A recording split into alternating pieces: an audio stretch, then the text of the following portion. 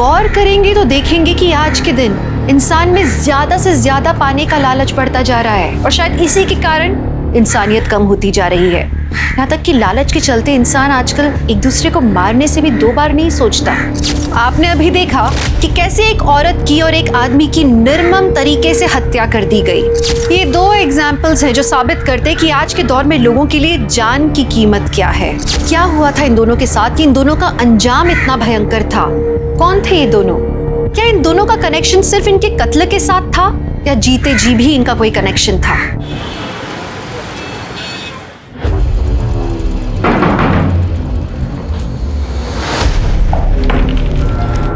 आ गई घर की याद? नहीं, काम बहुत था। सेठ ने दूसरे गांव भेजा था काम के सिलसिले में। झूठ।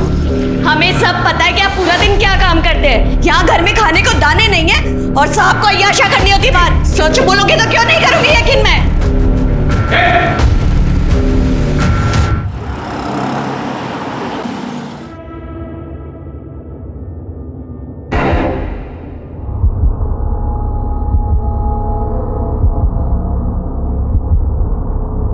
पुष्पा,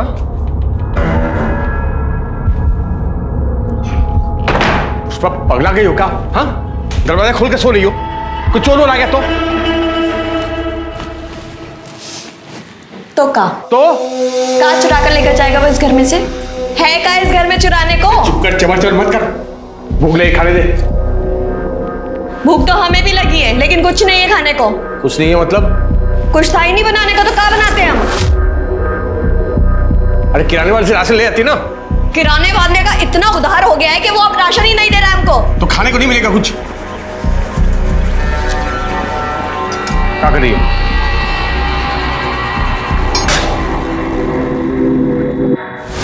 पियो और सो जाओ। अब से ये ही मिलेगा जब तक तुम पैसे का इंतजाम नहीं करते हो। मजाक बना के रख दिया। मजाक तो तुमने हमारी जिंदगी का बना के रख दिया है।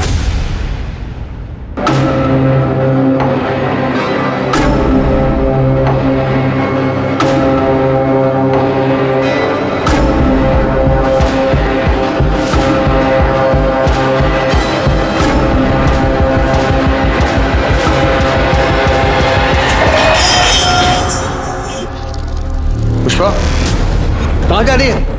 पुष्पा, पुष्पा, रुक! ए पुष्पा, रुक!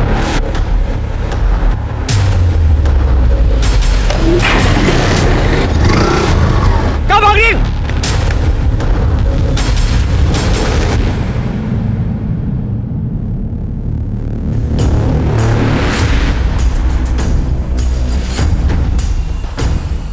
सर, गुमशुदगी की रिपोर्ट लिखवानी है सर। पुष्पा नाम है सर, 28 साल की है। 2 दिन हो गए सर गायब हुए। और आप कौन है? क्या लगता है इनके? सर ये जानने वाली बहन की तरह है सर। ये तो शादीशुदा लगती है। हाँ सर। तो इनके पति का है, वो क्यों नहीं आया कंप्लेंट लिखवाने? सर इनके पति का नाम लल्लन है। दिल्ली में छोटा सा बिजनेस है सर, तो चिलकाना और भुल्ली गांव आना जाना होता रहता है। वो यहाँ इसलिए नहीं आया क्योंकि पुष्पा ने लल्लन को छोड़ दिया सर। वो सरपंच है ना सर, प्रताप यादव, भुल्ली गांव के, उनसे शादी करने वाली थी। लेकिन 2 दिन पहले मुझे रात को कॉल आया कि पुष्पा। हेलो हेलो अखिलेश, तुम हमें लेने आ सकते हो? अभी? हाँ अभी, जल्द से जल्द प्लीज। हुआ क्या है पर? अखिलेश, हमने फैसला किया है कि हम प्रताप यादव से शादी नहीं करेंगे। क्या हुआ? वो हम तुम्हें मिलने के बाद बताएंगे। प्लीज हमें लेने आ जाओ, 9 बजे तक आ जाओ। हाँ ठीक है, मैं इंतज़ार करता रहा सर, लेकिन वो आई नहीं। मैंने फ़ोन भी किया लेकिन फ़ोन अब तक बंद आ रहा है। अगले दिन मुझे दिल्ली जाना था तो मैं चला गया। वापस आने के बाद मैंने बहुत कोशिश की लेकिन वो ना ही प्रताप यादव के यहाँ है ना ही लल्लन सिंह के यहाँ। लेकिन ये प्रताप यादव की तो 2 दिन पहले शादी हो गई है ना? हाँ सर, किसी और से की। मैं ज़्यादा नहीं जानता सर, आप प्लीज़ पता लगाइए ना कि कहाँ है।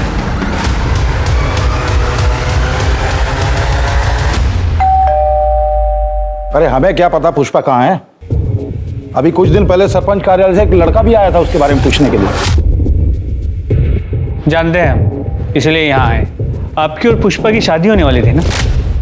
हाँ, हम पुष्पा से शादी करने वाले थे।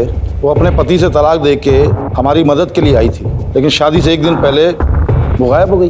हम ये शादी नहीं करना चाहते, इसलिए हम अपने पति के पास वापस जा रहे हैं। क्या तुम मेरे साथ ऐसा कैसे कर सकती हो पुष्पा? मेरी हेलो हेलो। लेकिन अखिलेश ने बताया कि वो लल्लन के पास वापस नहीं गई। तो गई होगी गई। देखिए पुष्पा ने जो भैया को बताया हमने आपको बता दिया। पता है उसकी वजह से हमें कितनी परेशानी हुई। शत्रु, नाक कटने की नौबत आ गई थी दरोगा जी हमारी। एक दिन बाद शादी थी, आसपास के तमाम गांव में निमंत्रण दिया हुआ था। वो तो भगवान की कृपा है कि शादी से एक दिन पहले हमें सपना मिल गई जिनसे हमारी शादी हुई, वरना कितनी बदनामी होती है हमारी। लीजिए चाय पीजिए।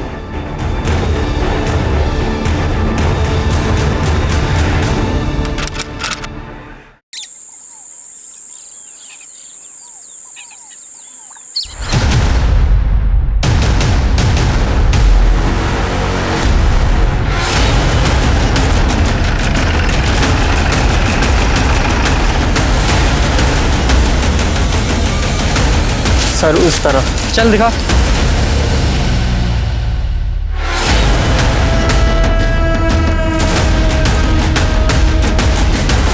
पूजा जरा चेक करो। गुप्ता आसपास चेक करो।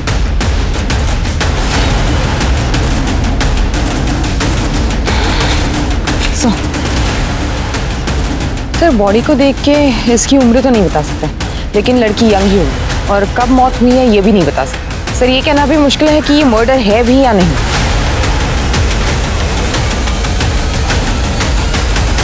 पूजा जरा इसका हाथ देख, ये अंगूठी निकालो इसका हाथ से।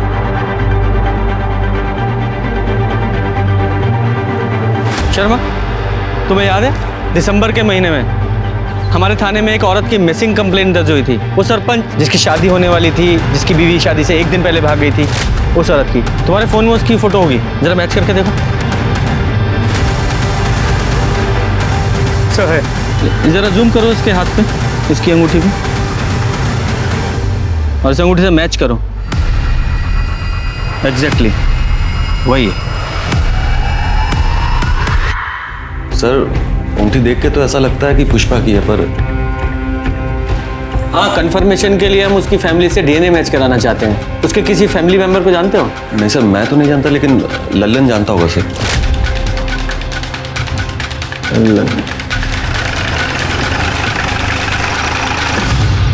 पुष्पा हमेशा पैसों के लिए झगड़ा करती थी मुझसे। कितनी बार तो खाना भी नहीं बनाती थी, मुझे भूखे पेट पानी पीकर सोना पड़ता था। 3 महीने पहले वो घर छोड़कर चली गई। बाद में पता चला कि वो भुल्ली गांव के सरपंच के वहाँ ठहरी हुई और उसी सरपंच प्रताप यादव के साथ शादी करने वाली है। उसके बाद उसका क्या हुआ मुझे नहीं मालूम और मैं जानने की कोशिश भी नहीं की। तो तुम्हारे कहने का मतलब ये है कि पुष्पा ने जब तुम्हारा घर छोड़ा उसके बाद से तुमने उससे कभी बात नहीं की? कसम से सर कभी बात तक नहीं की मैंने उससे। अच्छा झूठ बोलता है हमारे साथ। पुष्पा के कॉल रिकॉर्ड्स हैं हमारे पास। 13 दिसंबर की रात को उसने तुझसे फोन पे बात की थी, उसके बाद वो गायब हुई है। हाँ हाँ सर, एक कॉल आया था मुझे। मैं हेलो हेलो बोल रहा था, लेकिन सामने से कोई आवाज़ नहीं आ रही थी, तो मुझे लगा कि कॉल अचानक कट गया। और फिर तेरी कोई बात नहीं, तूने कॉल बैक भी नहीं किया? हाँ मैंने दोबारा कॉल नहीं किया क्योंकि मुझे इस बात का गुस्सा है कि वो मुझे छोड़ कर गई है। लेकिन आप ये सब क्यों पूछ रहे हैं? क्या मिल गई क्या आपको? वो नहीं मिली है, लेकिन एक औरत की लाश मिली है। क्या? और हमें शक है कि वो पुष्पा की हो सकती है। लाश? शर्मा जरा वो अंगूठी दिखाओ, जरा ये अंगूठी देखो और बताओ पुष्पा की है क्या ये? ऐसी अंगूठी पुष्पा भी पहनती थी। भी मतलब इस तरह की अंगूठी गांव की हर औरत पहनती है, मंदिर के बाहर बिकती है साहब। लेकिन ये पुष्पा की है या नहीं ये बता नहीं सकता सर। पुष्पा की फैमिली में कोई और भी है? उसकी फैमिली में सर एक भाई है हरी शुक्ला, कानपुर में रहता है। नंबर दो उसका। शर्मा ये पुष्पा के भाई हरि प्रसाद का पता लगाओ और उसका डीएनए सैंपल कलेक्ट करो, और ये लल्लन इसकी पूरी कुंडली निकालो। ऐसा करो, एक कांस्टेबल को सादी वर्दी में इस लल्लन पर नजर रखने के लिए बोलो। सर क्यों? भैया भाभी के साथ क्यों नहीं रहना? पर शत्रु हमारी प्रिवेसी का क्या? जो एक साथ रहते हैं उनका प्रिवेसी नहीं होता क्या? ऐसे तो जॉइंट फैमिलीज होते ही नहीं, और भाभी के बिना रहना तो मैं सोच भी नहीं सकता। तुम तो ऐसे बोल रहे हो जैसे सपना भाभी हमेशा से वहीं रहती थी। हमेशा से नहीं रहती थी, पिछले 3 महीने से आई हुई है। लेकिन भाभी बहुत अच्छी है। क्या बात है भाभी, माँ बिल्कुल ऐसी मालिश करती थी। तुम जब सपना भाभी से मिलोगी ना, तब तुम्हें पता चलेगा कि वो कितनी अच्छी है। अरे अच्छा हुआ वो पुष्पा भाग गई और भैया को सपना भाभी से शादी करनी पड़ी। किस्मत अच्छी है उनकी। सर, पुष्पा के भाई हरी शुक्ला के अनुसार पुष्पा की उससे बात ही नहीं हुई थी। लेकिन उसका डीएनए सैंपल तो लिया ना तुमने? ले लिया है सर। Very good. इस सैंपल को बॉडी के साथ टेस्टिंग के लिए लैब में भेज दो। सर कांस्टेबल अमन यादव का कॉल आया था। ललन गांव के बाहर भवानी मंदिर में शादी कर रहा है। अच्छा। ओम श्री सिद्धि विनायक स्वाहा, अष्ट विनायक स्वाहा, ओम गण गणपतये स्वाहा। सर जिस कांस्टेबल को हमने ललन पे नजर रखने के लिए कहा था, उसने हमें बताया कि पिछले 2 सालों से ललन का चक्कर चिलकना गांव की एक औरत अंबिका से चल रहा है। इसी बात को लेकर पुष्पा ललन पे बहुत चिढ़ती भी थी। जैसे ही पुष्पा ने घर छोड़ा, लोगों ने बताया कि अंबिका को ललन के घर पे रात बेरात देखा गया है। इस लल्लन को बहुत जल्दी है दूसरी शादी करने की। इतनी भी क्या जल्दी है, कुछ रस्में हमारे साथ भी निभाई है। सर क्या हुआ सर? पुष्पा के होते हुए तुम दूसरी शादी कैसे कर सकते हो? तुम्हारी पत्नी है ना पुष्पा। लेकिन आप ही ने तो बोले थे कि पुष्पा मर चुकी है। ऐसा नहीं कहा था कि वो मर चुकी है, सिर्फ इतना कहा था कि क्या वो पुष्पा की बॉडी है, हमें शक है। कंफर्म नहीं किया था, लेकिन तूने तो कंफर्म ही कर दिया है। ऐसा तो नहीं तूने पुष्पा को मार दिया इसलिए तू अंबिका से दूसरी शादी कर रहा है? पुष्पा के मर्डर के जुर्म में अरेस्ट करो इसे। अरे सर रुकिए 1 मिनट सर, एक मिनट बात सुनिए सर। देखिए ये सच है कि पुष्पा की वजह से पैसा और डील खो दिया था मैंने, लेकिन मैंने इसको मारा नहीं सर। मैंने इसको मारा नहीं। कौन सी डील और कौन सा पैसा? प्रताप यादव की डील थी सर। वो पुष्पा के साथ 4 साल के लिए शादी करना चाहता था। इसके बदले में वो हर महीने मुझे 2.5 लाख रुपया देने वाला था सर। 4 साल के लिए शादी? ऐसी कौन सी डील होती है भाई 4 साल के लिए शादी? नहीं, अगर मान भी लें कि कोई ऐसी डील होती भी है, और वो प्रताप यादव ऐसा क्यों करने वाला था? मैं बताता हूँ सर। ये जो प्रताप यादव है, ये 2 बार से सरपंच पद पे था, लेकिन इस साल सरपंच की सीट औरतों के लिए आरक्षित थी और वो कुंवारा था, इसलिए वो चाहता था कि कोई औरत नकली पत्नी बनके उसके साथ रहे सर, बस और कुछ नहीं। तो पुष्पा ही क्यों? देखिए सर, वो मुझे स्कूल के टाइम से जानता था, इसलिए वो मेरे घर पे आया और ये सब। अरे ऐसे कैसे दे दे अपनी पत्नी को प्रताप? और आगे होगा। ठंडे दिमाग से हमारी बात को समझो लल्लन। देखो हम तुम्हारे बचपन के स्कूल के दोस्त हैं, हमको मना कर रहे हो तुम? वैसे भी हमको एक औरत चाहिए जिसे भूलनी गाँव में कोई नहीं जानता। अरे नकली शादी या डील है डील। अरे कैसे हम अपनी पत्नी को तुमको दे दे? कुछ भी। हम तैयार है जी। क्या बात कर रही हो? बोरा तो आप गए जो घर आई लक्ष्मी को मना कर रहे हैं। तो उसके लिए हमारी गृह लक्ष्मी को किसी गैर मर्द के साथ भेज दे, उसके साथ सुला दे क्या? अरे क्या बोल रहे हो? नकली शादी है, हाथ भी नहीं लगाएंगे पुष्पा को हम। अलग कमरे में रखेंगे उसको, बस पब्लिक के सामने हमारे साथ रहना पड़ेगा और सरपंची का काम सिखा देंगे इसको हम। बिल्कुल चिंता मत करो। हैं? हाँ बोलो। हम तैयार है प्रताप जी। बताइए कब करनी है नकली शादी? बहुत बढ़िया, ये हुई बात। अरे सुनो पकड़ो आप प्रताप 1.5 लाख रुपए रखो पैसा। और सुनो, बस एक काम करना है कि 4 साल तक पुष्पा को फोन नहीं करोगे तुम। हाँ ठीक है, तैयारी करो। पुष्पा के अंदर पैसों का लालच भरा पड़ा था सर। पैसे को देखते ही नियत खराब हो जाती थी उसकी। एक दिन पैसा लेकर भाग गए मेरे घर से सर। कहाँ भाग रही? किसके साथ भागी वो? कौन था वो आदमी? चेहरा ठीक से देख नहीं पाया, हेलमेट पहना हुआ था, लेकिन बाद में मालूम पड़ा कि वो प्रताप यादव के घर पे है, उसके साथ शादी करना चाहती है। तो अखिलेश ने तुझे यह नहीं बताया कि पुष्पा ने प्रताप के साथ शादी नहीं की है, वो वहां से भी भाग गई है? हाँ बताया था सर उसने, लेकिन वो यहाँ भी नहीं आई। शायद वो बाइक वाले के साथ भाग गई होगी। उसे वैसे भी मेरी नहीं पड़ी सर। मैं इसके बारे में क्यों सोचूं सर, और क्यों ना करूं मैं दूसरी शादी? बताइए मुझे। नहीं, कहानी तूने अच्छी सुनाई है। कहीं ऐसा तो नहीं है कि पुष्पा ने तुझे फोन किया हो कि मैं प्रताप के साथ शादी नहीं कर रही हूँ, अपने घर वापस आ रही हूँ?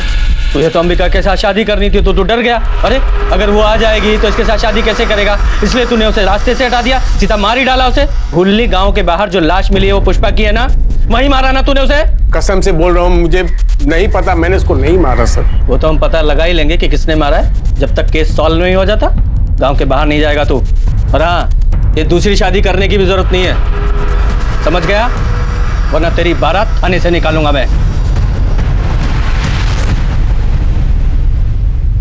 कीजिए, उस प्लॉट को डेवलप कीजिए। बस ध्यान रखिएगा कि बीच बीच में फूलों के पौधे भी लगाने हैं। पब्लिक गार्डन प्रॉपर्टी है वो। ठीक है सरपंच जी, हो जाएगा। पेपर साइन हो गए? जी। ये लीजिए 5 लाख रुपए। पेपर दो।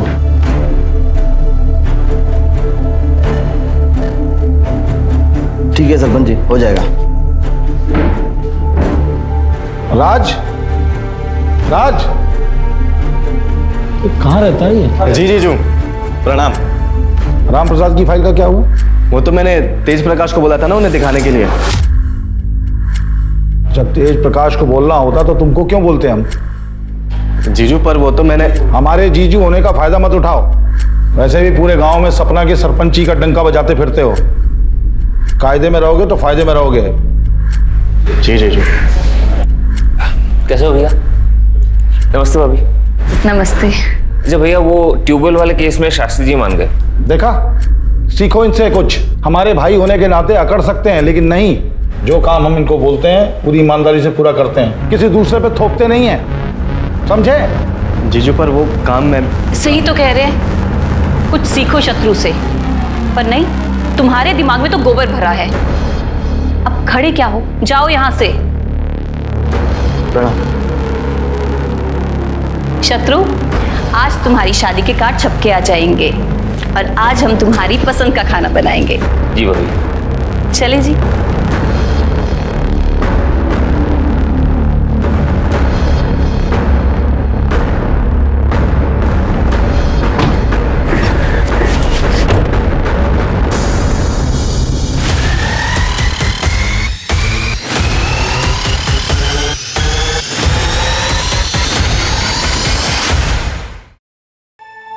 अरे राज, अरे क्या कर रहे हो? नीचे उतरो, गिर जाओगे। आपको क्या फर्क पड़ता है? जाओ अपने पति और देवर को देखो। मैं तो नौकर हूं ना घर का। कैसी बातें कर रहे हो? चलो नीचे उतरो, नीचे उतरो। वो लोग आपको मिलके सिर्फ बेवकूफ बना रहे। आपको ये बात समझ नहीं रही है? सिर्फ रबर के स्टैम्प की तरह इस्तेमाल कर रहे हैं जीजू आपका, और कुछ नहीं। ये कैसी बातें कर रहे हो एक बात आप ही मुझे बताओ, महीने में लाखों कमाते हैं जीजू, उसका एक दहला भी देते हैं आपको? नहीं। अरे जरूरत पड़ने पर जब भी उनसे पैसे मांगे हमेशा दिए हैं ना उन्होंने। ये भीख के पैसे ना आपको अच्छे लगते होंगे, मुझे नहीं अच्छे लगते। और किस चीज के लिए पैसे मांगते हैं आप? घर गृहस्थी चलाने के लिए? उसके अलावा 1 रुपया भी मांगे आपने कभी ऊपर से? राज, अभी हमारी शादी को सिर्फ 2 महीने हुए हैं। अपने जीजू को थोड़ा सा वक्त तो दो ना, ताकि वो हम पे विश्वास कर पाए। दीदी आप गलत फहमी में, आप जो सोच रहे ना वैसा दिन कभी नहीं आएगा। अरे राज,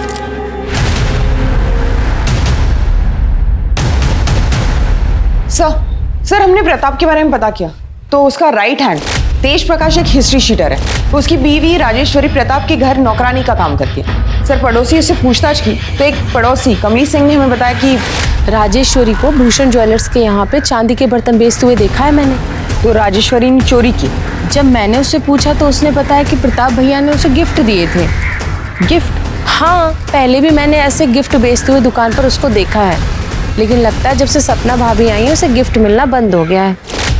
ये राजेश्वरी और प्रताप यादव, इन दोनों का कोई चक्कर है क्या? सर कमली ने कुछ खुल के नहीं बताया। उसने नहीं बताया तो सीधे राजेश्वरी से पूछते। सच कहते हैं साहब, वो सारे गिफ्ट्स भैया जी ने दिए थे।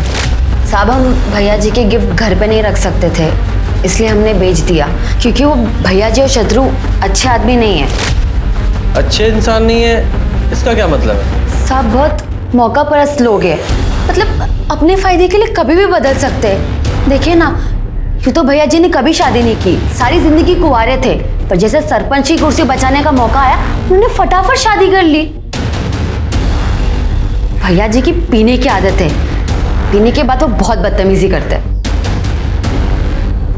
और तुम्हारा पति, वो कौन सा दूध का दूल्हा है? साहब हम मानते हैं कि वो दूध के दूल्हे नहीं है, पर हाँ जब से उन्होंने हमसे शादी की वो बदल गए।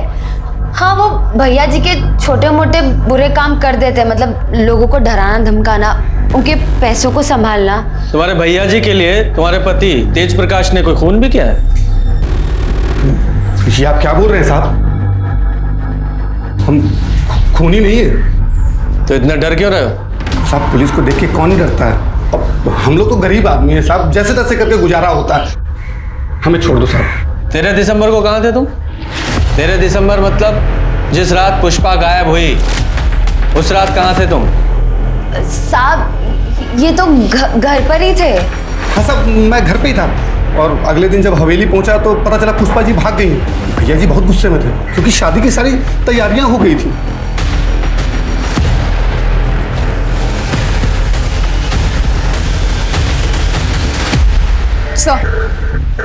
सर डीएनए रिपोर्ट आ गई है। बॉडी का डीएनए पुष्पा के भाई हरी शुक्ला से मैच हो गया। तो मतलब साफ है बॉडी पुष्पा की ही है। सर और सर पोस्टमार्टम रिपोर्ट के हिसाब से पुष्पा की मौत 13 दिसंबर की रात को ही हुई थी। उसे गला दबा के मारा गया था। और इस अखिलेश ने हमें बताया था कि पुष्पा का 13 दिसंबर की रात को 8 बजे फोन आया था और 9 बजे दोनों मिलने वाले थे, लेकिन पुष्पा अखिलेश से मिलने पहुंची ही नहीं। मतलब तब तक वो मर चुकी थी। सवाल तो वहीं का वहीं है कि उसे मारा किसने। सर लल्लन? मुझे नहीं लगता। मैंने लल्लन और अंबिका के मोबाइल की लोकेशन चेक की थी। उस रात दोनों की मोबाइल की लोकेशन ना तो जंगल के पास की थी और ना ही भूलनी गांव। दोनों की लोकेशन लल्लन के घर के पास की ही थी। लेकिन ये भी तो हो सकता है लल्लन ने पुष्पा को मारने के लिए किसी को सुपारी दी हो, क्योंकि पुष्पा न सिर्फ किसी और की बीवी बनने के लिए तैयार हो गई थी, बल्कि लल्लन ने जो डील का पैसा एडवांस में लिया था 1.5 लाख रुपया, वो भी लेकर भाग गई थी। इस लल्लन के पास पुष्पा को मारने का सबसे स्ट्रॉन्ग मोटिव है। इसे अरेस्ट करो। तब तक मैं प्रताप यादव से जरा पता करता हूँ कि पुष्पा के बारे में उसने हमसे झूठ क्यों बोला। तुम मानते हो तुमने ऐसी डील ऑफर की थी? हाँ की थी। तो कौन सा नया काम है इस देश में ये? और इतनी आसानी से अपनी कुर्सी कौन जाने देता है? और हम तो इस कुर्सी पे लोगों की भलाई के लिए बैठे हैं और कोई गैर कानूनी काम हमने नहीं किया। लल्लन को अच्छे खासे पैसे का वादा किया था, 1.5 लाख रुपए एडवांस दिए थे और वो पुष्पा तो खुद हमारे दरवाजे पे आई थी, शादी करने के लिए तैयार थी। एंड टाइम पे धोखा दे दिया उसने। उसने धोखा दिया, मार दिया उसे।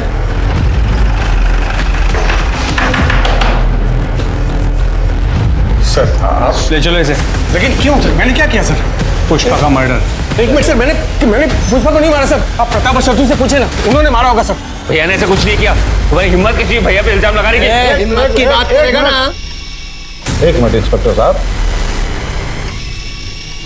हमने कहा ना कि पुष्पा की मौत से हमारा कोई लेना देना नहीं है। क्या हुआ था उस रात? देखिए हम पुष्पा से मिलने उसके कमरे में गए तो पुष्पा हमें नहीं मिली। तो पूरे घर को ढूंढा हमने, वो कहीं नहीं मिली।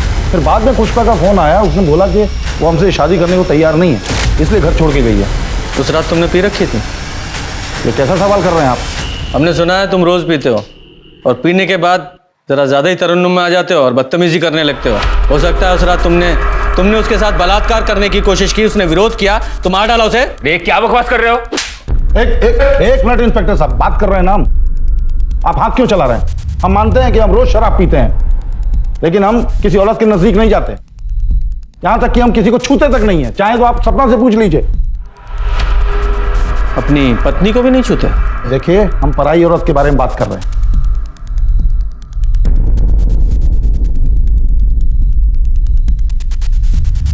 13 तारीख को कहाँ था तू? मंगेतर के साथ फिल्म देखने गया था सहारनपुर में। वहीं पे खाना खाया और 11 बजे घर वापस आ गया। सपना जी? जी। पुष्पा को जानती हैं आप? जी नहीं।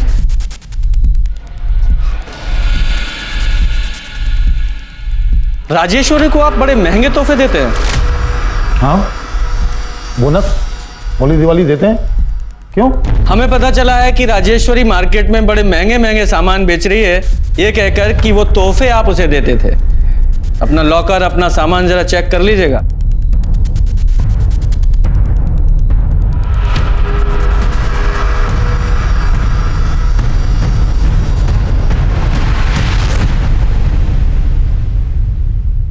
सर राजेश्वरी के अनुसार प्रताप पीने के बाद कंट्रोल में नहीं रहता था। हाँ, लेकिन जब हमने प्रताप से पूछताछ की थी तो उसने बताया था कि उसने किसी भी औरत के साथ कभी भी कोई बदतमीजी नहीं की। और सपना ने उसकी हाँ में हाँ मिलाई थी। कहीं ये सपना प्रताप की टेम्परेरी बीवी तो नहीं है, जैसे कि पुष्पा होने वाली थी? हो सकता है सर। फिर गांव में जाकर पता करो, इस प्रताप ने कभी किसी गांव वाली औरत के साथ कोई बदतमीजी की थी क्या? सर मैडम, वो तो किसी औरत की तरफ नजर उठाकर देखते तक नहीं थे। मुझे बहुत गर्व है कि मेरा बेटा प्रताप भैया जी को अपना आदर्श मानता है। अरे गांव वालों के हिसाब से ये प्रताप यादव भगवान के समान है, तो इस राजेश्वरी ने हमें कौन से प्रताप के बारे में बता दिया? शत्रु और हमने पूरे घर के सामान को चेक किया। ये रही वो लिस्ट जो तुमने पिछले कुछ दिनों में चुराई है। सच बोलो, सच बोलो। हैं? भैया जी देखिए, इसमें कोई गलती नहीं है। ये सारा सामान हमने चुराया था पैसों के लिए। हमें माफ कर दीजिए भैया जी। दोबारा अपनी शक्ल मत दिखाना, मैं निकल जाओ। तुम भी जाना चाहते हो? भैया जी हमारी बीवी की गलतियों को माफ कर दीजिए भैया जी। आप जैसा मालिक हमको कहाँ मिलेगा भैया जी? हम आपको छोड़ के कहीं नहीं जाएंगे भैया जी, बस हम यहीं रहेंगे। हम आपको छोड़ के नहीं जाएंगे भैया जी। प्लीज हमको माफ कर दीजिए भैया जी, भैया जी माफ कर दीजिए। बोल रहा सर हो सकता है प्रताप में कोई कमी ना हो, लेकिन ये नई सरपंच सपना यादव, उसके बारे में ऐसे नहीं कह सकते, क्योंकि प्रताप से पहले उसकी शादी अमर शर्मा नाम के एक आदमी से हुई थी। ठीक है, अमर और सपना इन दोनों से अलग अलग बात करते हैं। हाँ सर, मैं ही हूँ सपना का अभागा पति अमर शर्मा। अभागा?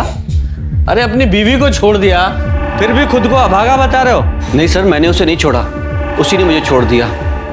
जैसे उसे पता चला कि वो प्रताप किराए की बीवी के साथ सरपंच की कुर्सी भी दान पे दे रहा है, उसने मुझे छोड़ दिया। प्रताप को कैसे जानते हो तुम? सर प्रताप कभी मेरा दोस्त हुआ करता था, लेकिन जैसे उसे पता चला कि मैं कंगाल हो गया हूं तो उसने मुझसे दोस्ती खत्म कर दी। लेकिन सपना बीच में आ गई, उसने बिना किसी शर्त के उसकी बात मान ली और मुझे छोड़ दिया। तो और क्या करती सर, दूसरे आदमी से शादी करना ही बेहतर था बजाय अपनी जान लेने के। अमर को शराब पीने की बहुत बुरी लत है। रोज शराब पीने के बाद वो मुझे मारता पीटता था। मैं तो अपनी ज़िंदगी ख़त्म कर देना चाहती थी। जब प्रताप जी की मुझे डील मिली तो मुझे वो मेरी हर समस्या का हल लगी, इसलिए मैंने डील एक्सेप्ट कर ली। तो सर इसमें मैंने क्या गलत किया? और अमर तलाक के पेपर पे साइन कर चुका था। तलाक के पेपर थे? नहीं सर, वो तलाक के पेपर कैसे हो सकते हैं? वो प्रताप ने तो मुझे बोला था कि वो डील के पेपर थे। सर मैं बहुत पढ़ा लिखा नहीं हूँ, मुझे नहीं पता कि उन कागजों में क्या लिखा था। और प्रताप ने मुझसे बोला भी था कि वो पेपर मुझे वापस लौटाएगा, लेकिन नहीं लौटाया उसने। और ऐसा कोई एग्रीमेंट साइन नहीं हुआ था। और रही बात तलाक की, तो उसका फैसला 1-2 दिन में आ जाएगा। आप लोग चाहें तो तहसीलदार के ऑफिस में जाके पता कर सकते हैं। और आज के बाद हमारी गैर मौजूदगी में हमारी पत्नी से बातचीत करने मत आइएगा। आप लोग जा सकते हैं, प्लीज।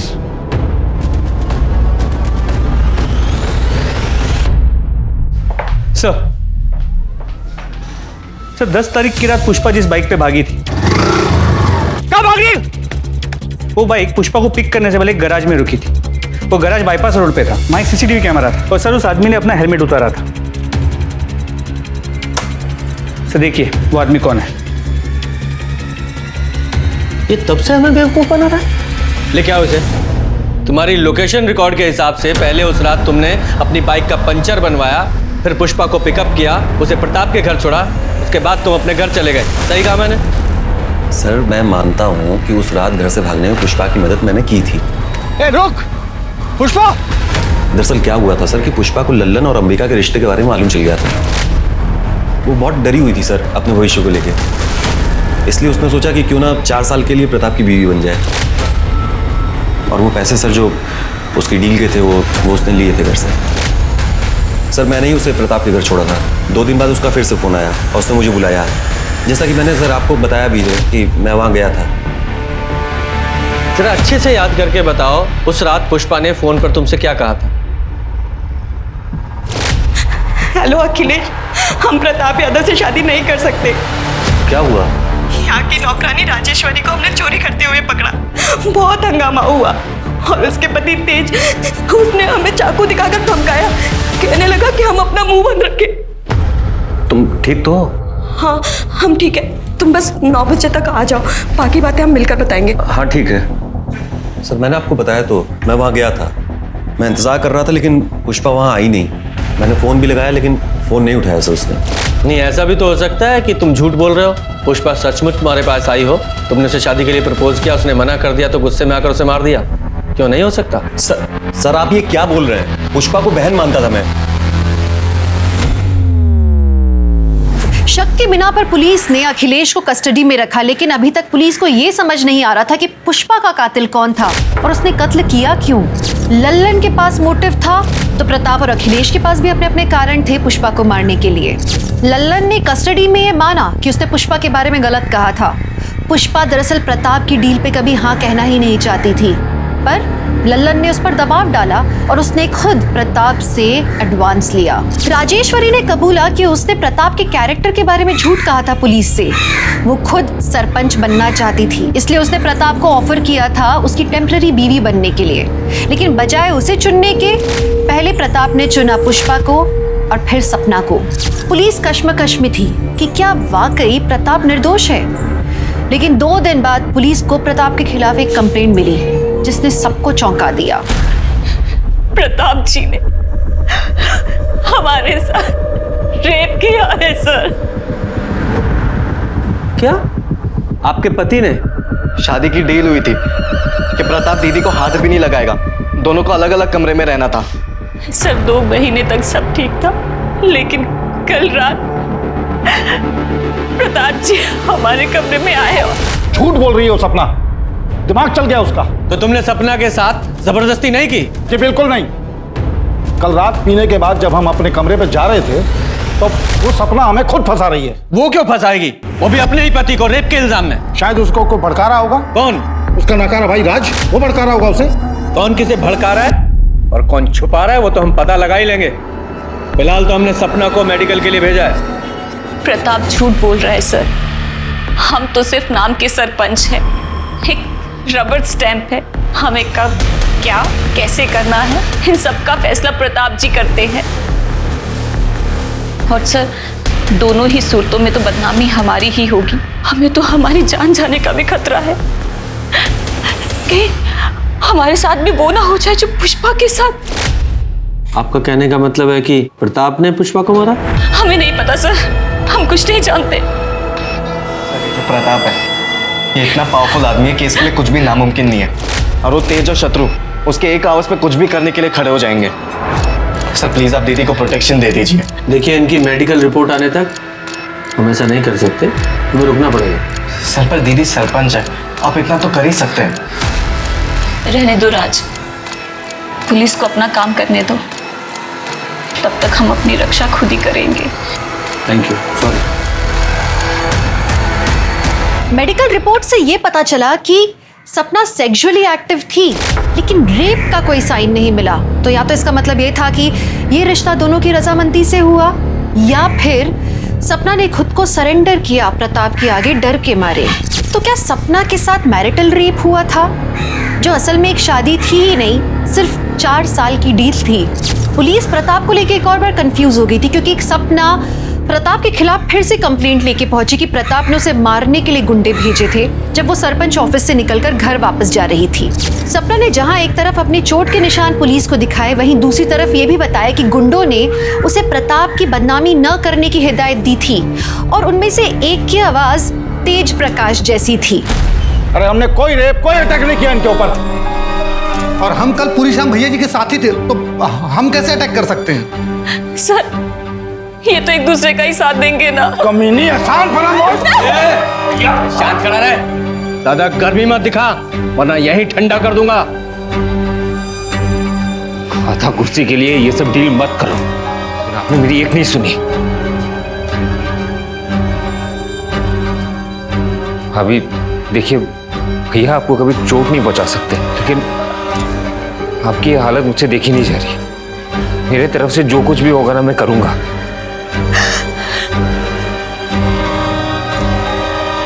आप आराम से घर में रहिए, आपको कोई नुकसान नहीं पहुंचाएगा। अगर किसी ने भी ना आंख उठा के देखा या इनकी कंप्लेन आई तो अंजाम बहुत बुरा होने वाला है, समझ गया?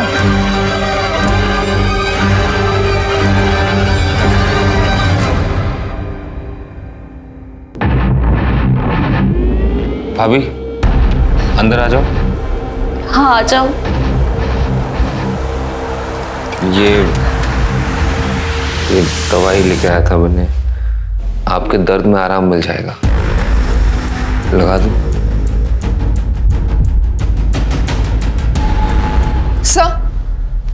सर लोकल न्यूज़ देखिए।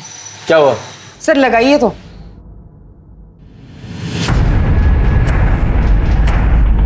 हमारे पति प्रताप जी ने हमारे साथ जबरदस्ती की और फिर अपने गुंडों और तेज प्रकाश को भेजकर हमें धमकाया, पर इससे भी उनका मन नहीं भरा। अभी 2 दिन पहले उनके छोटे भाई शत्रु ने हमारे साथ जबरदस्ती की। हमारे कमरे में मेरे घाव पर मरहम लगाने के बहाने उसने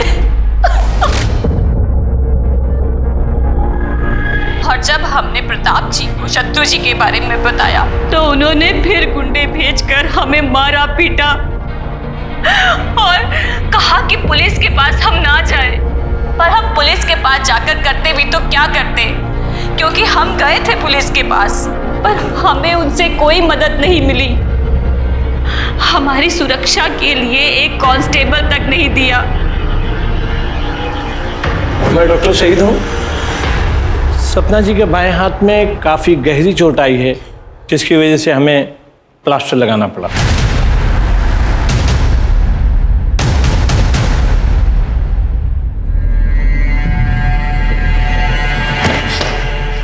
शत्रु कमीने, एक नंबर के धोखेबाज हो तुम, एक नंबर के धोखेबाज हो तुम।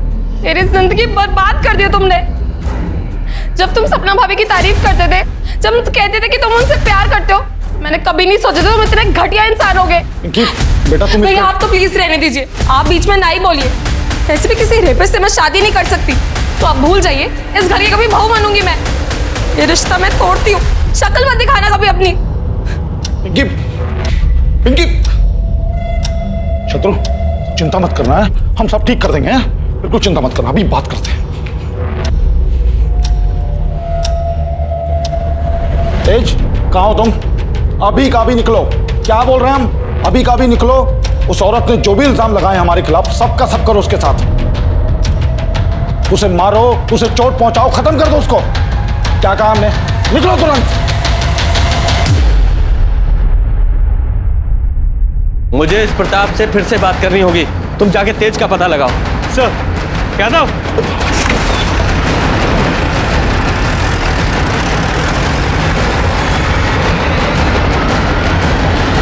क्या चल रहा है?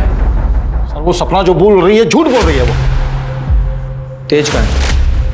तेज कहाँ है?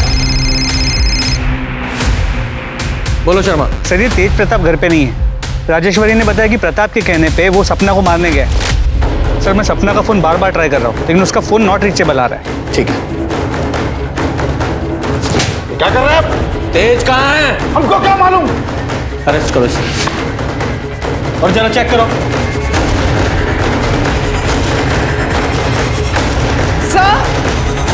सर 1 मिनट यहाँ आइए।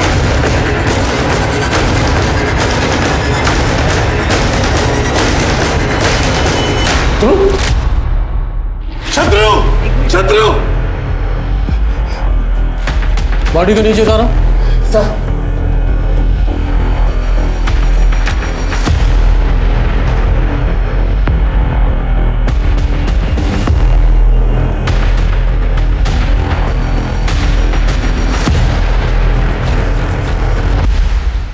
मैंने सपना भाभी को कभी बुरी नजर से नहीं देखा। वो तो मेरे लिए मां समान थी। उनकी गलत इल्जाम ने मेरी जिंदगी बर्बाद कर दी। मैं फिर भी लड़ने के लिए तैयार था। पिंकी ने मुझसे रिश्ता तोड़ दी। अब मेरे लिए जीने का कोई मतलब नहीं है भैया, मुझे माफ कर दो। शत्रु, क्या किया तूने यार? छोड़ो मारे उसका मेरे को। मैं आप शांत हो जाओ। मार डालूंगा उसको। शांत हो जाओ। तुम्हारी फीलिंग समझता हूं मैं, लेकिन सॉरी, तुम्हें हमारे साथ चलना पड़ेगा। लेके चलो। बॉडी को पोस्टमार्टम के लिए भेजो और ये एविडेंस बैग में डालो। स्मिता जी आओ। सपना दीदी जिंदाबाद, सपना दीदी जिंदाबाद, प्रताप यादव। क्या बोलो? उस औरत की सच्चाई नहीं मालूम तुम लोगों को? झूठी है वो, बेवकूफ बना रही सबको। चलो भाई कर रहे हो ना? प्रताप यादव, प्रताप यादव, सपना दीदी। हाँ बोलो। सर फर्टिलाइजर प्लांट के पास एक बॉडी मिली है, मैं वहीं जा रहा हूँ। ठीक है, पहुँचता हूँ। सर बॉडी तेज प्रकाश की है। यहाँ पे सिर के पीछे किसी भारी चीज से वार किया गया।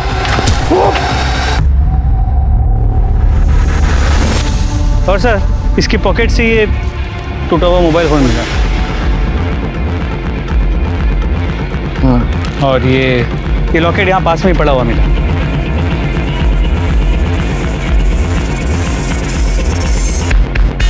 शर्मा, इस जगह का डम डाटा निकलवाओ। 13 दिसंबर का रात 7 बजे से रात 11 बजे तक का डम डाटा निकलवाओ, वहां जहां पुष्पा की लाश मिली थी। क्योंकि ये लॉकेट मैं पहचानता हूं किसका है।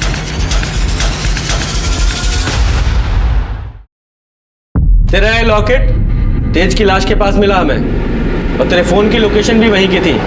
और यही नहीं, 3 महीने पहले जिस जंगल में पुष्पा की लाश मिली, वहां भी तेरे फोन की लोकेशन उसी समय की दिखा रहा है। बोल क्या कहना तुझे?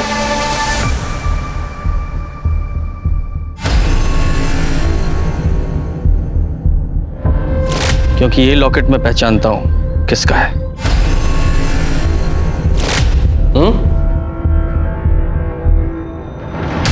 सोच लो, अभी भी टाइम है। सच्चाई बताओगी या फिर ये जो तेरा नाटक है वो सच्चाई में बता? बता। पहले तो ये बता कि तेज प्रकाश को क्यों मारा तूने? क्योंकि वो तुझे मारने आया था। बताती हूँ। बोलो। तेज प्रकाश ने हमें बात करते हुए सुन लिया था। पुष्पा को मारकर सरपंच की कुर्सी पर बैठने का प्लान तो हमारा पूरा हो गया, लेकिन हम अभी भी एक रबर स्टैंप हैं। इन दोनों भाइयों के ऊपर रेप का इल्जाम लगा के हमें गांव वालों से भर भर के सहानुभूति मिल रही है। तुम देखना, वो दिन दूर नहीं, सत्ता की बागडोर हमारे हाथ से दूर नहीं, और ये दोनों भाई अब जेल में सड़ेंगे। और अभी पुलिस भी इन्हें जल्दी गिरफ्तार कर लेगी। हमने सब सुन लिया है। लोगों ने जो कुछ भी भैया जी के लिए किया ना, उसके लिए जिंदगी भर जेल में सड़ोगे। रुको, मैं भी पुलिस को बताता हूँ। राज, पकड़ो उसे।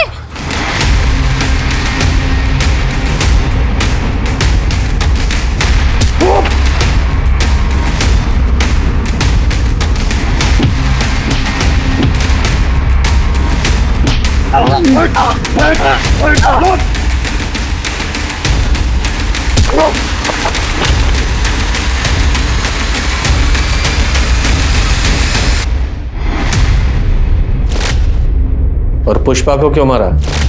प्रताप की टेम्पररी बीवी का सपना मेरे पति अमर ने यह कहकर ठुकरा दिया कि मैं गैर मर्द के साथ कैसे रह सकती हूँ। बेवकूफ था वो। लेकिन जब मुझे पता चला कि पुष्पा प्रताप की बीवी बनने वाली है और पुष्पा प्रताप के घर में है, तो मैं पुष्पा से मिलने उसके घर पर गई। मुझे पता था प्रताप हर शाम को शराब पीता है। जब मैं वहां पहुंची तो मैंने देखा कि क्या चल रहा है? हमने राजेश्वरी को चोरी करते हुए देखा है। अपनी आंखों से देखा हमने। बोली भैया जी खुद चोरी करते हैं। दो आओ, चलो निकलो यहाँ से। आओ। सॉरी पुष्पा। मैं पुष्पा के कमरे में गई और उसे मैंने बताया कि प्रताप शराब पीने के बाद एक अलग आदमी बन जाता है। मैंने कहा था ना तुम्हें, देख लिया ना अपनी आंखों से। पर उन्होंने वादा किया था कि वो हमें कभी नहीं छुएंगे। पुष्पा, कोई भी आदमी इस बात पे कायम नहीं रह सकता, और प्रताप जैसा आदमी जिसके पास सत्ता की कुर्सी है, पावर है, वो तो कभी भी नहीं। देखो पुष्पा, अगर तुम अपनी इज्जत बचाना चाहती हो तो चली जाओ यहाँ से। ना जाने कितनी ही औरतें इसकी दरिंदगी का शिकार हुई हैं, और इन आदमियों को क्या है, इनको तो रोज कोई ना कोई चाहिए। हाँ, तुम सही कह रही हो। देखो, हम तुम्हें घर छोड़ देते हैं, हम बाहर तुम्हें मिलेंगे। तुम अपना सामान जल्दी से पैक कर लो। हेलो अखिलेश। मैंने राज को पहले ही गाड़ी तैयार रखने के लिए बोला था। पुष्पा, तुमने बहुत सही फैसला किया। तुम हमको ना गांव के बाहर ही छोड़ देना। ठीक है, तुम एक काम करो, अब प्रताप जी को फोन करके बोल दो कि तुम उनसे शादी नहीं करना चाहती, ताकि वो तुम्हारा पीछा ना करे। हेलो, हम बोल रहे हैं, हम ये शादी नहीं करना चाहते, इसलिए हम अपने पति के पास वापस जा रहे हैं। क्या तुम मेरे साथ ऐसा कैसे कर सकती हो? Hello hello Pushpa.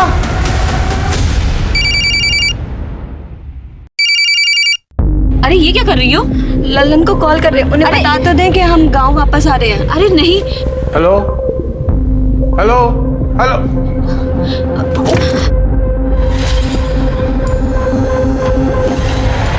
उसके कपड़े जला दिए और 1.5 लाख रुपए मैंने अपने पास रख लिए और फिर हमने गाड़ी को अच्छे से साफ करके उसे बेच दिया। वैसे तुम बहुत कमाल की एक्टर हो, हैं? और पुष्पा को रास्ते से हटाकर तुम खुद उसकी बीवी बन गई। वाह, और बहुत अच्छा नाटक किया तुमने उनकी बीवी बनने का। जैसे वो बोलता रहा वैसे करती रही, एकदम गुड़िया बन के। हालांकि इस बीच राज ने कई गलतियां की, पर वो मैंने सब संभाल ली। मैं बस अपना समय काट रही थी। प्रताप और शत्रु के खिलाफ जो तुमने कंप्लेन की थी वो झूठी थी। शत्रु तो मुझे अपनी माँ समान मानता था, बेचारा बेमतलब मारा गया। मुझे तो सरपंच की कुर्सी चाहिए थी, पूरी कुर्सी। रबर स्टैंप बन के नहीं रहना चाहती थी मैं, स्टैंप लगाने वाला मैं हाथ बनना चाहती थी। इनके खिलाफ चार्जशीट बनाओ और अब जेल में बनना तुम सरपंच, वहां मिलेगी तुम्हें कुर्सी। लालच ने 3 लोगों को मौत के घाट उतार दिया। राजेश्वरी प्रताप को लालच के कारण बदनाम कर रही थी। सपना को पुष्पा को मार के टेम्पररी वाइफ बनने के बाद भी लालच खत्म नहीं हुआ, उसे और चाहिए था। और प्रताप उस सरपंच की कुर्सी पर नियंत्रण रखे रहने के लिए टेम्पररी बीवी लाने को तैयार हो गया। ये प्रताप का डिसीजन था, जिसकी वजह से 3 लोगों की मौत हो गई, 1 इंसान का प्यार छिन गया और 4 परिवार बिखर गए। हमारे पूर्वजों ने बिल्कुल ठीक कहा है, लालच बुरी बला है। तो चलिए, मैं दिव्यांका त्रिपाठी दहियाब लेती हूँ आपसे विदा। फिर मिलूंगी क्राइम पेट्रोल सतर्क के नए एपिसोड के साथ। आप सतर्क रहिए, सुरक्षित रहिए और देखते रहिए क्राइम पेट्रोल सतर्क। जय हिंद।